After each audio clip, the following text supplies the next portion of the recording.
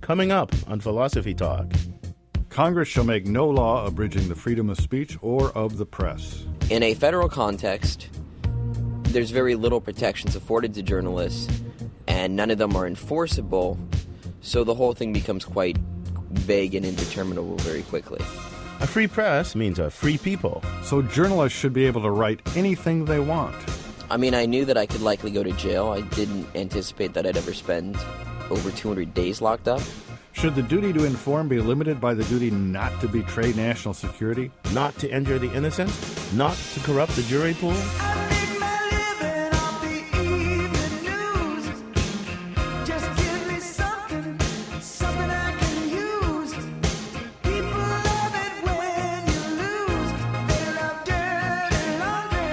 The debate about ethics in journalism. When Philosophy Talk continues after the news.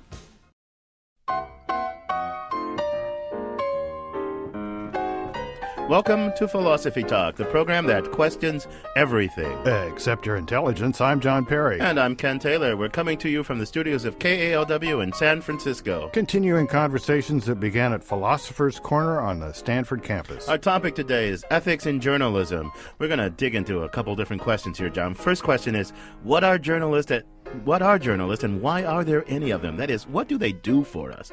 And then we'll dig into some of the ethical quandaries that journalists faced and look at some of the ways they solve them or fail to solve them. Well, Ken, I think most of these quandaries come up in kind of a familiar structure. You've got people with a certain professional set of duties, a mission. They have zeal for it. The public has a right to know, and they have a right to inform. And yet, those actions are actions like any other actions with consequences, and we're all morally responsible, at least for some of the consequences of our actions. Take this Virginia Tech case. The guy sends tape to NBC. NBC puts him on the air. Public's right to know, journalists' duty to inform. But then it's criticized. Well, there might be copycat serial killers who say to themselves, wow, I can be posthumously famous if I send my tapes to ABC. Was that really a good decision ethically?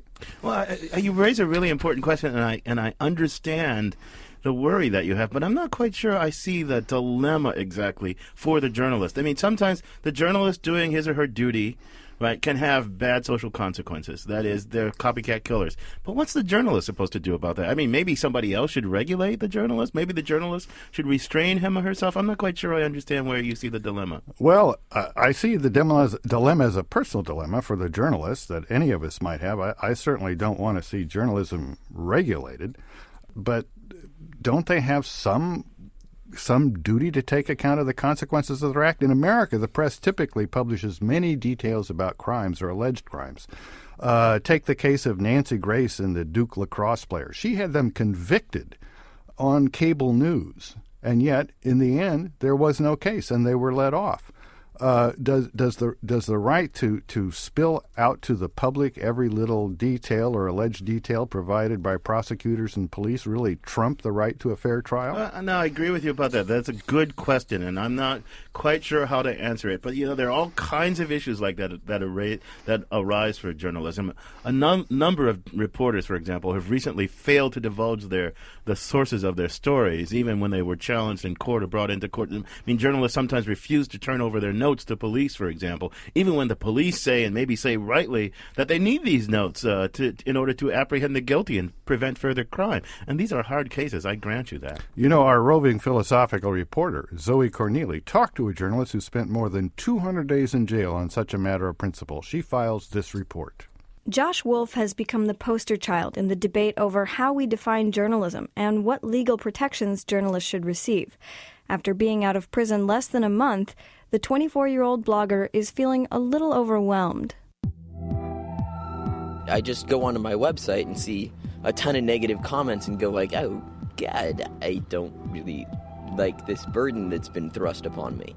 Wolf was imprisoned after refusing to comply with a federal subpoena regarding a videotape he'd recorded of a June 2005 anti-G8 protest in which a San Francisco police officer was injured. The demand put forth to me in January was that I testify in front of a federal grand jury, which is a secret government body, as well as provide my unedited video, the computer that I used to edit the thing, the original software. Pretty much, I'd have to turn my house over to the FBI. I mean, not quite, but it was a pretty broad demand. Wolf refused and was held in contempt of court. He says at the time the decision was easy. I mean, I knew that I could likely go to jail. I didn't anticipate that I'd ever spend over 200 days locked up. After 7.5 months behind bars, longer than any other member of the media, Wolf reached an agreement with the U.S. attorney. He would release the videotape without having to testify before a grand jury. Wolf says there's nothing of legal importance in his outtakes. And so every night I'm going to bed in a jail thinking about the fact that I'm protecting a shot of my shoes or shaky camera or anything that there was nothing of consequence, anything that was at all incriminating. I already published that the night that it happened. The way I see it is that the tape was a battle that needed to be fought, a legal battle, which was lost. Wolf was more concerned about the request to testify before a grand jury. He says if he had agreed to testify, he might have been asked to reveal the names of the protesters he caught on tape. In specific, we're talking about these demonstrators, but in terms of my career, I'm not sure that it wouldn't have an effect later on. Anytime a journalist goes into a secret government hearing that there is no public record of what they said, it's difficult to trust that person at that point forward.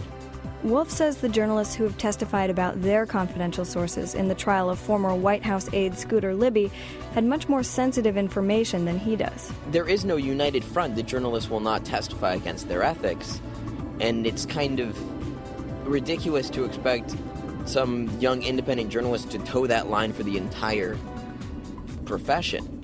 Now that he's out of prison, Wolf has found himself at the center of a heated debate. Half the camp feels that I'm, somehow this valiant fighter for the rights of the First Amendment, and I think I did hold that course pretty strongly, but then the other half feels that because I'm not objective, I'm not a journalist.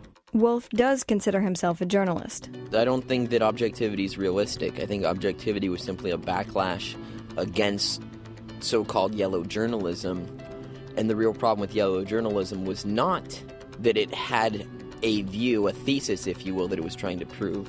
The problem was that it didn't disclaim that it wasn't objective. Wolf's work is focused on documenting and promoting the anarchist movement.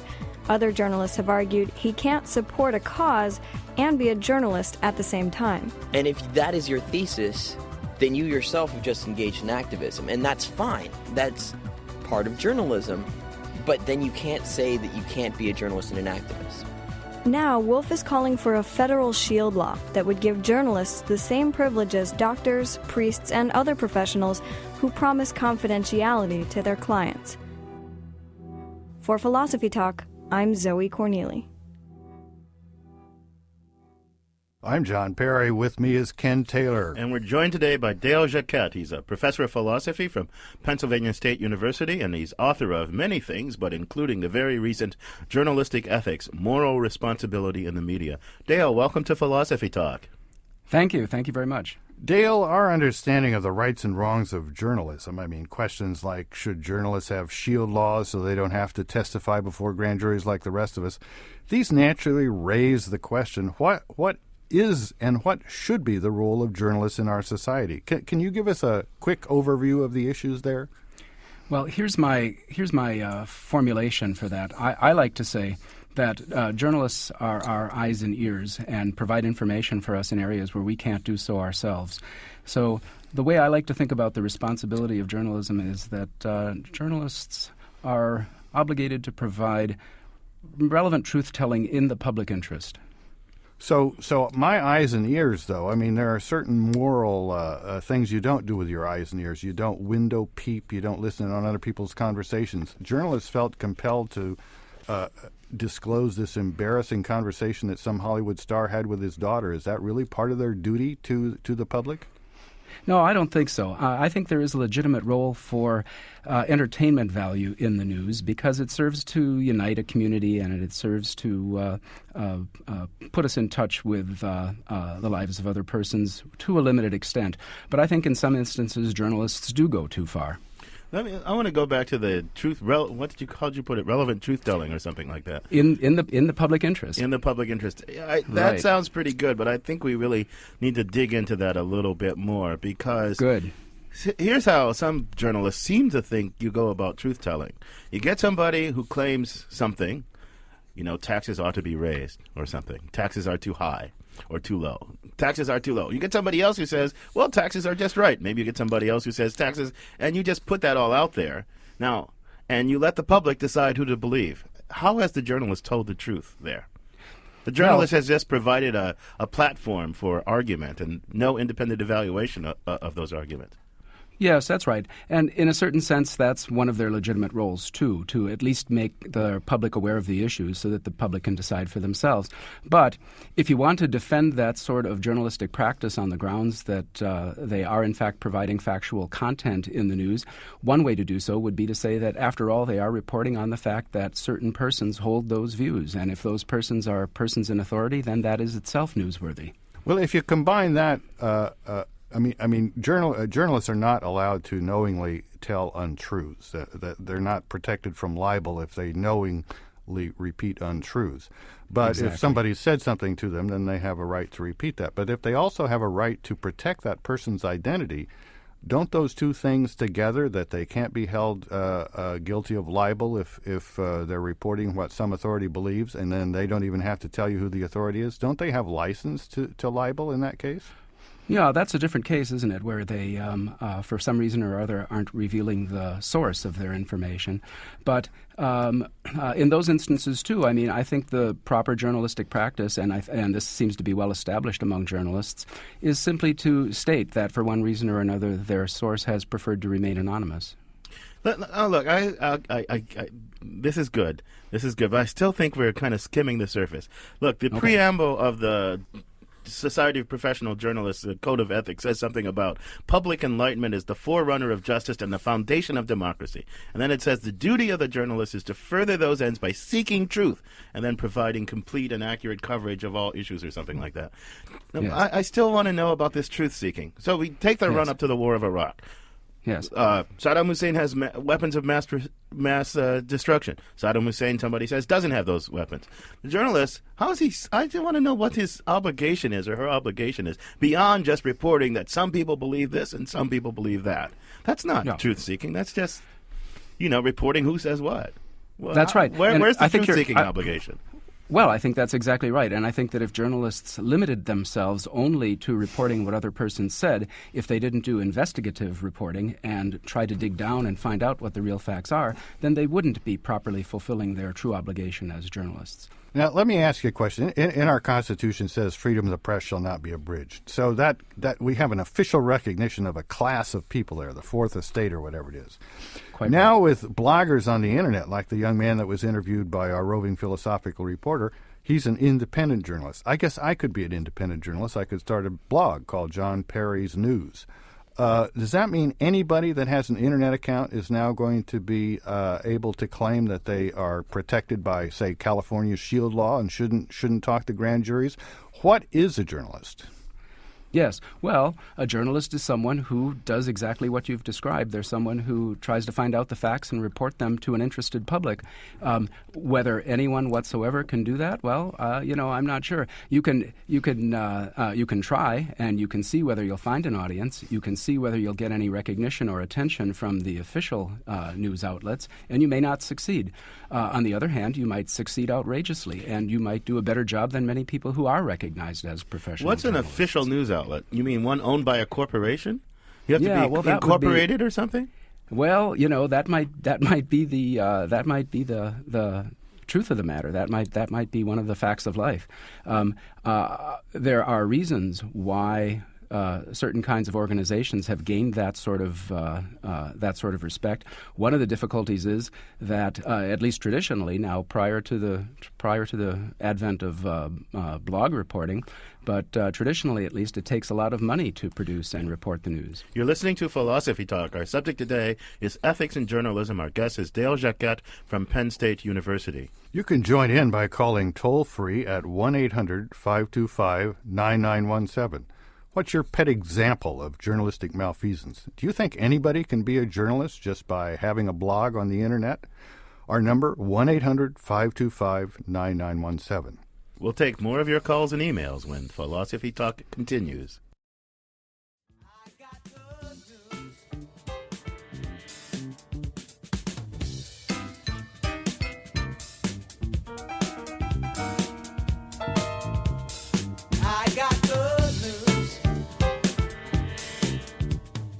We're talking about the news, specifically ethics in journalism. This is Philosophy Talk. I'm John Perry. And I'm Ken Taylor. What sort of ethics should guide today's journalist?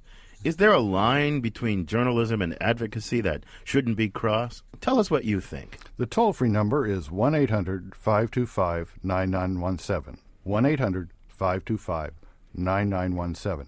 You can also email us at comments@philosophytalk.org. Our guest is Dale Jacquette from Penn State University. Dale, let's dig into some cases. I know your book employs the method of case studies, and here's a case that puzzles me a lot is, all these journalists in the Valerie Plame trial, they're all not wanting to testify, right, because of some principle, I don't know. But it seems to me the pursuit of justice required them to testify.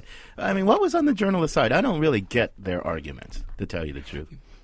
Well, I think part of it is that they want to be able to protect their confidential sources.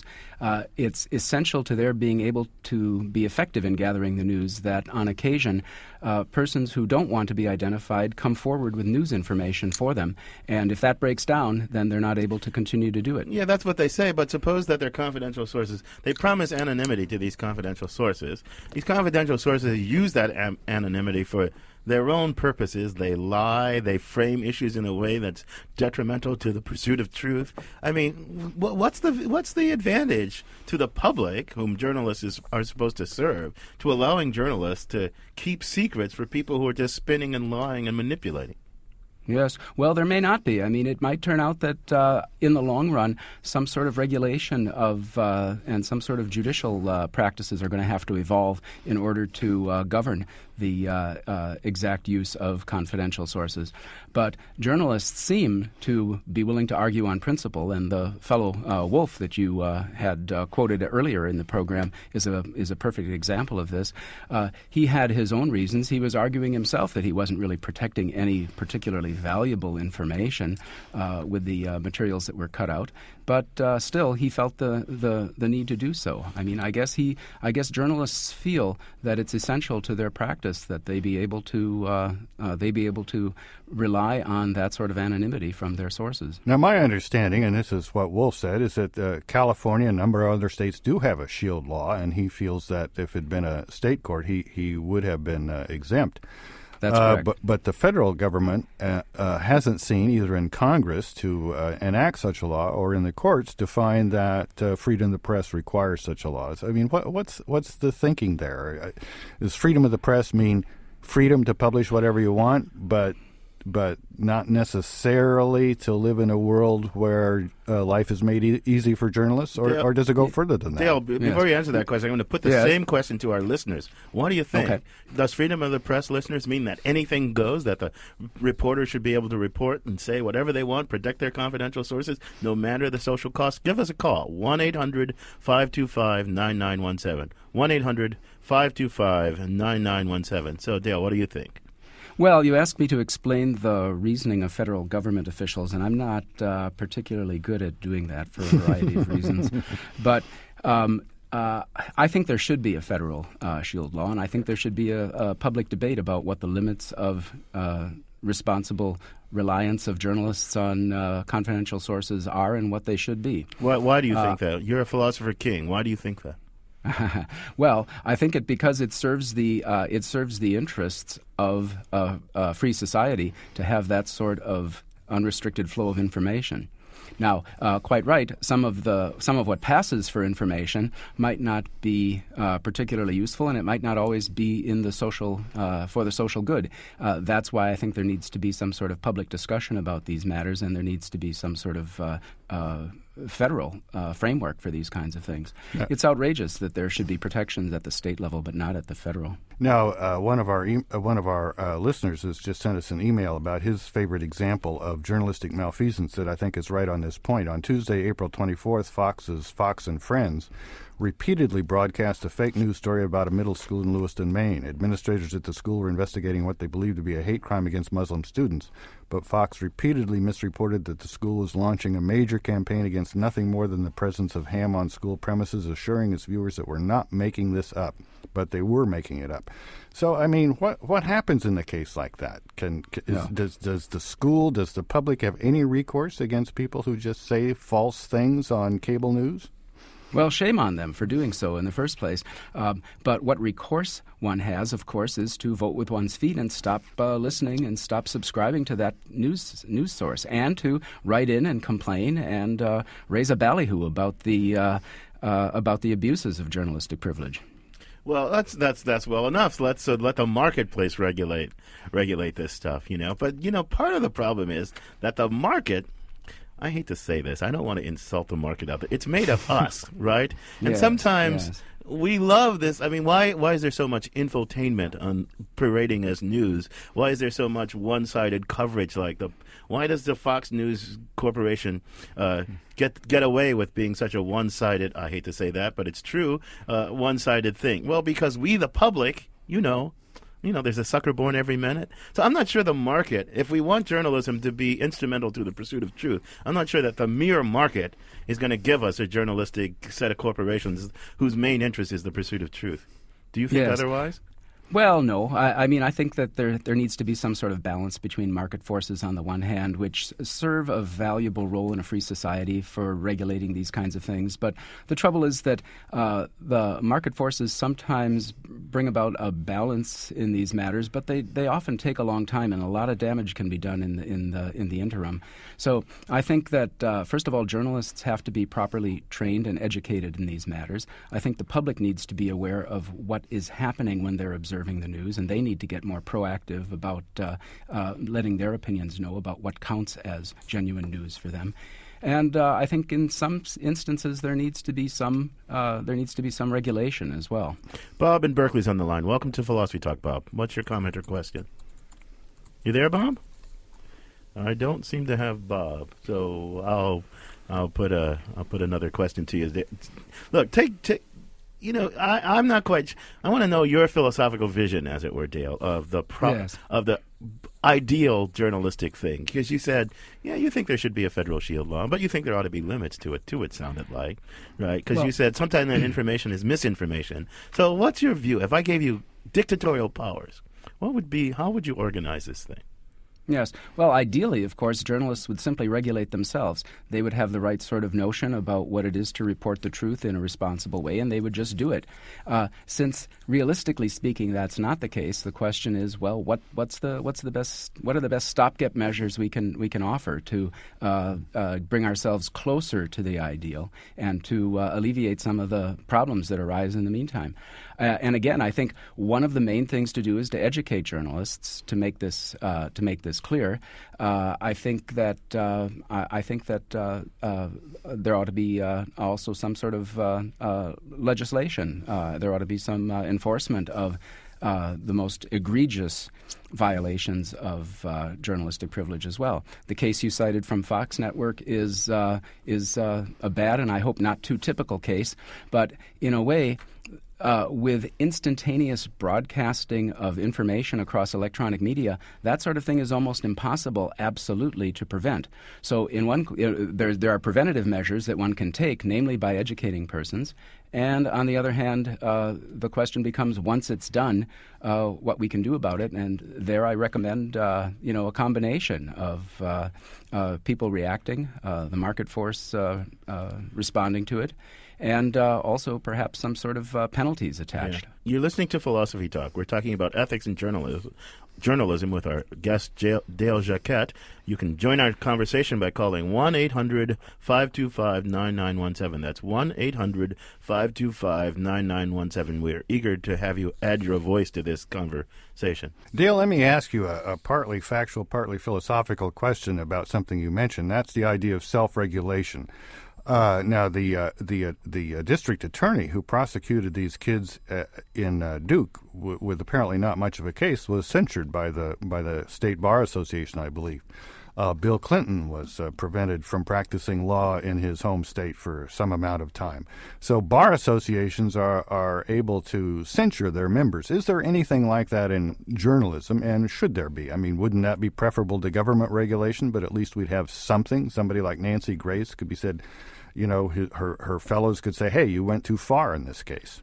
Yes, I think to a certain extent that kind of thing does happen. And of course, the worst examples of these sorts of things, Jason Blair and Stephen Glass at the New Republic, Jason Blair at the New York Times, those cases, those persons do wind up being fired. And I suppose for lesser offenses, people do wind up being censored. There are probably all kinds of internal regulation of these offenses. And to whatever extent the industry can self-regulate itself without having external censorship, I'm all in favor of that. But but firing an employee is different from the news organization itself being subject to censure because you think the acts of the employees are the act of the corporation itself. But I think a deep part of the problem is, and tell me if you think I'm right or wrong about this, I think the deep part of the problem with journalism today is that so much of it is in the hands of huge corporations who are just, in the end, corporations. And they are no more interested in shaking up the structures of power and speaking truth to power than any other corporation is, right? Than Exxon or whatever. So it's a really odd thing. We have these huge corporate entities. Well, corporations are a big problem in journalism, but, I mean, that's part of a really big problem. I heard on the radio the other day that Monsanto has now patented the soybean. So right. But I'm just saying the ethical complexity of journalism is made more complicated, and I wonder if you agree or disagree, Dale. Oh, I do agree. I do agree, and there are conflicts with the profit motive that run through journalism, from the reporter on the street all the way up to the editorial boards and the corporations that produce and market the news. So that's a problem, to be sure. One thing, of course, that happens is that some networks and some news outlets find ways of censoring other news outlets. So if you've got a pattern of deliberate abuse on the part of the corporation itself and not just individual rogue reporters, then there's often a way in which those kinds of abuses can at least be made public, and these persons can be, in some instances, I suppose, held responsible for what they do. 1-800-525-9917. We've been bashing journalists a little bit, but callers, here's a question for you. When have you seen observed a journalist get it right, make the correct ethical decision? Give us a call and tell us what you think. 1-800-525-9917.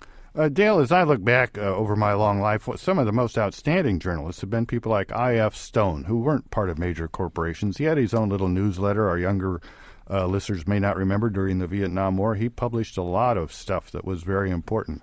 So you'd think the Internet really could be a grounds for optimism, that although on the one hand our TV and cable news is more and more under the grip of larger and larger corporations, there is this countervailing force now, the blogosphere. Are you hopeful about that? I am. I think it's got its risks too, but I'm hopeful about it. In answer to your question before, I said that anyone who takes it upon him or herself to report on the news and do so in a responsible fashion is in fact a journalist. And there's no reason why information transmitted over blogs can't be just as valuable to the public as information received over more conventional sources. Ed in Berkeley's on the line. Welcome to Philosophy Talk, Ed. Are you there? Ed? We seem to be having technical difficulties. We keep losing our callers. Ed, are you there?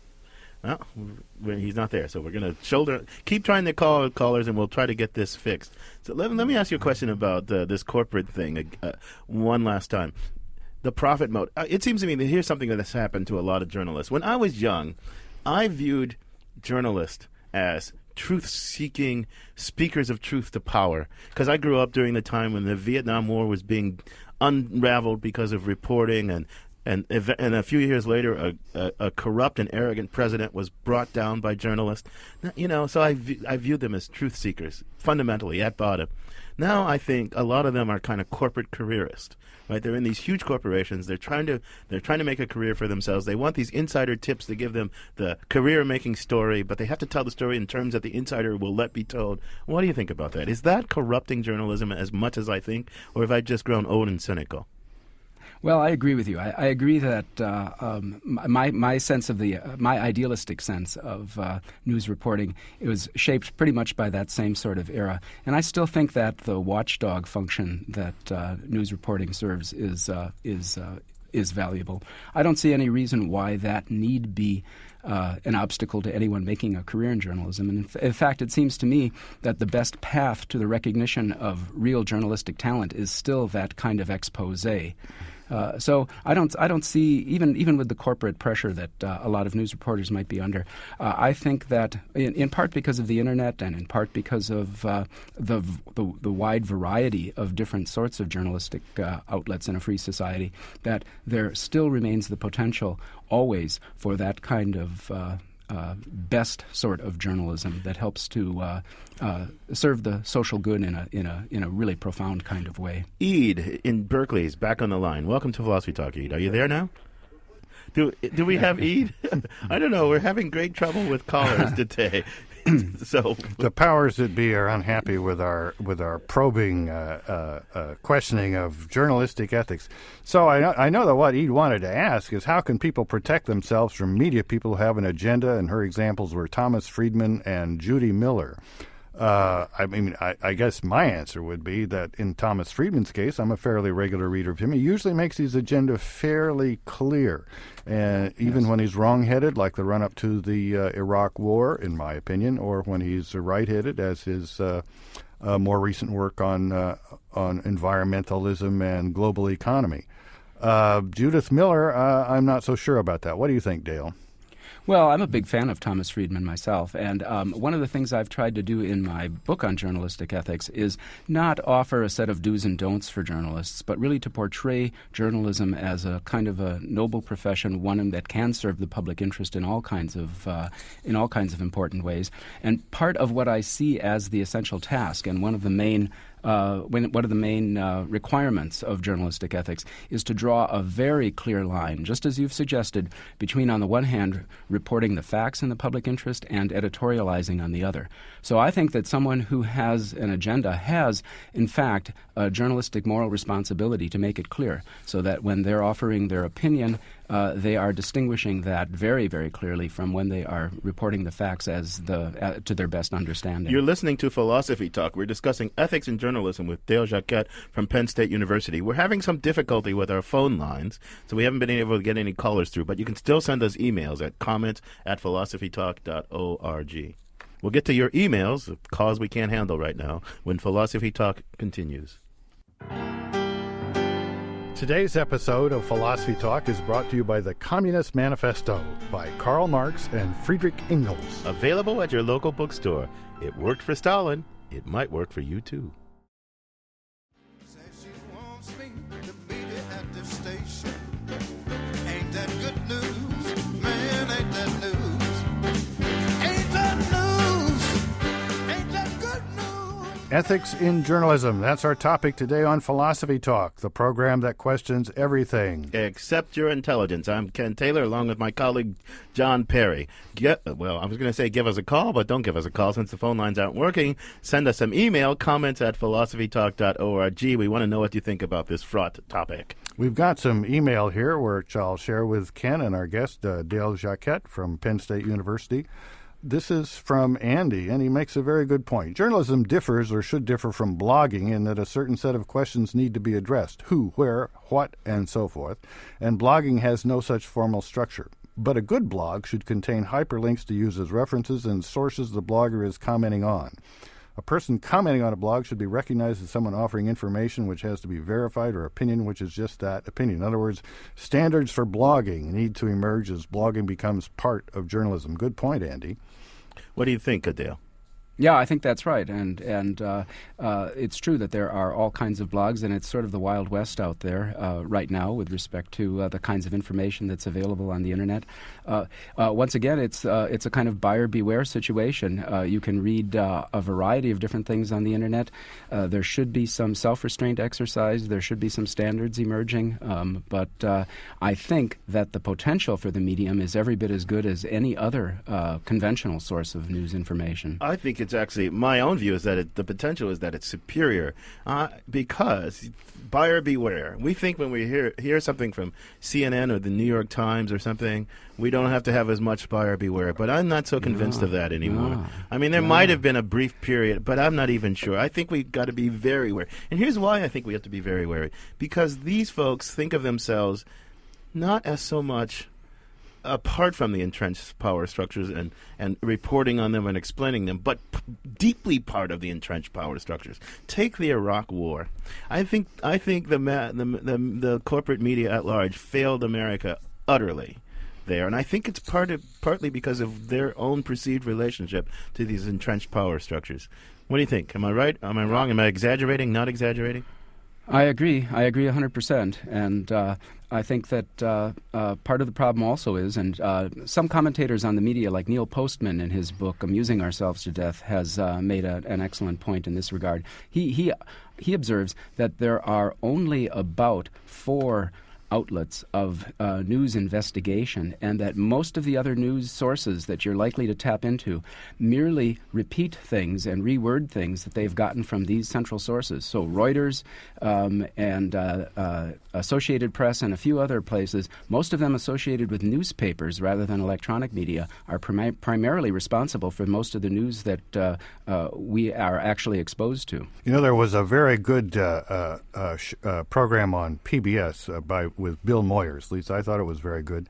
And he made the point that Knight Ridder actually did a significantly better job of examining the information about weapons of mass destruction and other things that came out of the government on the run-up to Iraq, but that they're pretty much ignored because they don't have a Washington outlet. So in part, we've got a problem with journalism. In part, we just have journalism suffering from a problem of this kind of navel-gazing of our Washington elites, where they really don't pay any attention to other sources of information, in my humble opinion. That's exactly right, and one wonders what one can do about it. I mean, you can't wave a wand and suddenly make journalists do their job in a different way. It has to come about because there's market pressure for them to do so, and it's not until the public demands better news, demands better quality news, and more in-depth backgrounding in stories and the sort of information that we really need to be effective decision makers that we can expect anything like that to come about. Well, maybe we need a more radical solution, like moving the Senate to Denver and the House to San Francisco. There's no reason to have it all in Washington, D.C. in this day and age. But that's slightly off topic, so I'll just leave it at that. It's related because there's concentrated powers. But, you know, I this is, again, one of the reasons I have hope. I agree, the blogosphere is unruly and unregulated and Wild West, and you never know what you're going to get. But out of that unruly Wild West thing, unless the corporations come in and dominate it in the way that corporations dominate most things, there may be something new emerging out of that, right? There may be like the clarion call of the outside voice, you know, speaking truth to power and trying to explain people in a way that doesn't borrow the terms of explanation from the entrenched groups. Yes. I've got very ambivalent feelings about all of this corporate structure myself. I mean, on the one hand, most of the good things and most of the aspects of the quality of our life come directly or indirectly from corporations. On the other hand, they can't simply have a free hand in doing what they want to do because we know the kinds of things that they'll do in those circumstances. So I think as in all areas in a free society, there has to be something like a system of checks and balances, not only within the government, but on all public organizations that in one way or another affect our lives. We've got an email from a former NPR reporter, Paul in San Francisco. He says, Ken, John, and Dale, as a former NPR affiliate reporter, I was struck by the fact that many professional journalists simply are not very well educated. I personally witnessed reporters from major syndicates literally make up words and put them in someone's mouth if they didn't seem to understand the actual quote. Regressive taxation became oppressive taxation. Obstreperous complaint became rancorous complaint, etc. Don't journalists have a professional obligation to be well educated? Isn't there systematic bias caused simply by the lack of schooling for reporters? Thanks, Paul. What do you think, Dale? Well, I think that's in large part true. I think they do indeed have an obligation not only to be well educated simply in terms of the craft of journalism, but also they need to be well morally educated. They need to understand the sort of standards to which they ought to be held, and there ought to be plenty of opportunity for them through role-playing and other kinds of educational devices for them to come to understand exactly what the implications of journalistic malfeasance can be. Yeah, we've got another email here from Steve. And he says, if 5 corporations control most of the news outlets in the country, and if these corporations exercise control of their media in their interest, can't we connect the dots and cancel corporate control of the media? And he says, wouldn't return to the fairness doctrine be an effective vehicle? Just let me put 2 cents in there. We've got this principle that's in our Constitution, freedom of the press. And I'm sure that what the constitutional people had in mind is some guy like Ben Franklin that puts out, he owns a press, an actual press, and he does the reporting and puts it out. How does freedom of the press, as originally envisaged, translate in freedom of large corporations to do what they want with the media outlets that they control? I mean, I'm really torn. On the one hand, I don't like the government involved in anything; they mess it up. On the other hand, I don't like to have, I like to watch TV, and I'd like to have the feeling that somebody on there besides PBS was really trying to put out the truth. Yeah. Well, I don't know the easy solution to those problems. As I say, we can't wave a wand and suddenly make journalists do what we'd like them to do. The best we can do is complain, stand up for the kinds of journalistic practice that we'd like to see done, and insist on it. But one wonders in a pluralistic democracy like ours, whether that message is actually going to get through, and whether there are ultimately enough people who are demanding that kind of thing. Yeah. See, I worry that what the people demand isn't... So journalism is supposed to be an instrument of democracy, of truth-seeking and all that. And there's 2 different models you could have. I heard Cokie Roberts say her job as a journalist is to explain the political class and their actions to the body politic. That's what she does. Explain those guys to us, right? I think she must have got that from Walter Lippmann or something like that, because that was kind of his view. But then another view is kind of Dewey-inspired view. Journalists are one interlocutor in the body politic among others, and they should be always arguing and testing arguments. So, and they have independent sources of information and evidence, and so they're not just trying to explain; they're trying to alter and change and I think that latter thing, that doing thing, is much nicer. But we're a long way from that, it seems to me. Yes. Yes, I agree. I agree. And here's an analogy that I like to sometimes make. If you simply allow persons to have what they want from professionals in a variety of fields, then, for example, your physician might be called upon to give you, let's say, exciting drugs instead of giving you the sort of treatments that you actually need. And that's not responsible. And similarly, but in the journalistic field, it seems as though what journalists provide us as professionals is just whatever we want, which is a large dose of entertainment, a small dose of facts, and an even smaller dose of backgrounding information that will help us to interpret and understand those facts. So, again, what's the solution? Well, there are professional ethics for medical practitioners. There are and ought to be professional standards for journalists as well. Journalists need to be educated in this. News desks and news offices need to set a high standard, and they need to encourage this kind of practice among their journalistic reporters. If that's not done, then I think the situation cannot improve. But I think that having the government interfere and try to impose a set of standards on journalists in that sort of way, I think that's not only hopeless but dangerous as well. Well, Dale, on that note, I'm going to have to thank you for joining us. It's been a great conversation. Thank you. Love the Steely Dan. Our guest has been Dale Jacquette, professor of philosophy from Pennsylvania State University, author of Journalistic Ethics, Moral Responsibility in the Media. We also want to thank all the callers we didn't get a chance to talk to, which today means all the callers, because our phone lines let us down, and we didn't get to all of our emails, so thanks for sending it to us. Yeah, the email kind of stepped into the breach a little bit at the last minute there. So, John, where's your thoughts today? I mean, what do you... Well, as the program commenced, my initial skepticism about whether it's a good thing that every blogger can claim to be a journalist gave way to thinking maybe that's the best hope. I mean, as I think over the journalists that I think have really been terrific, they're a mixed bunch. Seymour Hersh, pretty independent. David Halberstam, originally writing for the New York Times, the same group that gave us Judith Miller.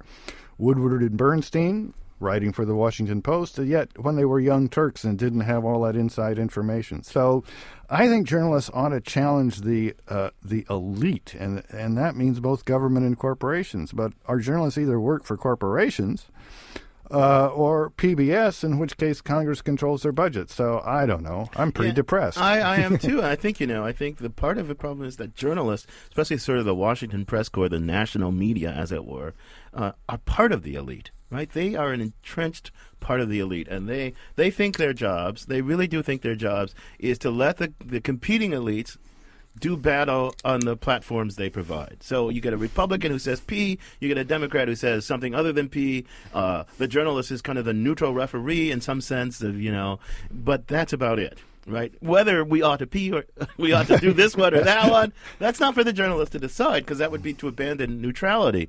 But if it stops there, I just don't think it does much for us. That's my view anyway. Well, as I look over last week and think, where on my television watching did I really see things challenged, the answer comes down to two guys who have no chance in the Democratic primary. Gravel, who asks the question that nobody asks, why does America have all these nuclear weapons? And Dennis Kucinich, who asks all kinds of questions. And I'm not being partisan here. I'm sure that the ones who had no chance in the Republican side will be the ones who make the most interesting questions, too. Journalists aren't really always doing the job. Yeah, you're right. Yeah, this conversation continues. I've already gotten it started on our blog, Philosophy Talk the Blog, where our motto is Cogito Ergo Blogo. I think, therefore I blog. And you can download podcasts of our program from our website as well. For a final word on ethics and journalism, we turn to Ian Scholes, the 60-second philosopher. Ian Scholes, reporters are dropping like flies under allegations of plagiarism, fabrication, and outright fraud. More and more readers are turning to that bastion of truth and integrity, the blogosphere, for their nonfiction needs. In fact, the entire nonfiction genre seems to be in jeopardy. Prize-winning biographers like Doris Kearns Goodwin and Stephen Ambrose have reeled under accusations of plagiarism. The memoir, the current staple of bestseller lists, is also reeling. There was the Navajo memoirist Nazdish, who turned out to be a white writer of gay erotica. There was a Holocaust memoirist, Benjamin Wilkomirski, who turned out to be a Swiss Protestant. Augustin Burroughs, author of Running with Scissors, was accused in Vanity Fair of making up incidents whole cloth. James Fry, in his memoir of addiction, A Million Little Pieces, had to admit that some of the bad events in his book never happened. Many readers are disappointed to discover that J.T. Leroy was not actually a cross-dressing transgendered former boy prostitute, but a woman. What a letdown. A new scandal has materialized, but whether it has legs remains to be seen. Alex Hurd in the New Republic wrote an article called This American Lie, in which he fact-checked the works of David Sedaris and discovered that some of the events he describes as true weren't. Mr. Sedaris found many defenders in the media, typical as Peter Carlson in the Washington Post, who called the accusation truly ridiculous and suggested that Hurd also go after James Thurber, Mark Twain, and Bill Cosby. Jack Schaefer, who writes Pressbox for Slate.com, begged to differ. Quote, I expected him, Sedaris, to acknowledge that he had erred by making up stuff, but those days were behind him. I was wrong, unquote. Sedaris has freely admitted in many interviews, cited by Hurd, that he exaggerates for comic effect. I still stand by what I wrote, he told Newsday in March. What's this Teapot Tempest all about? Well, Sedaris' books are labeled nonfiction. As Mr. Hurd commented, it's the cover-up, not the crime. This is a hard thing for me to get worked up about, ethic-wise. If his music teacher was, in fact, not a midget, but merely a short man, well, okay, thanks for pointing that out. Thanks for ruining the joke. To my mind, these critics are like Ralph Nader at a barbecue. You're trying to enjoy your brat while he's telling you what's really in it. Besides, writers have a long history of mixing exaggeration and whoppers into their personal stories. Gene Shepard, Spalding Gray, Calvin Trillin, Garrison Keillor, Dave Barry, Irma Bombeck, Errol Flynn, Frank Harris, Rousseau, Casanova. Speaking personally, I don't mind a kidder, but I do hate a spinner. In any case, is nonfiction really the section of the store where you'll find David Sedaris' books? I suspect you'll find better luck in humor. The commentary you've just heard is true. The names have been changed to protect the innocent. I gotta go.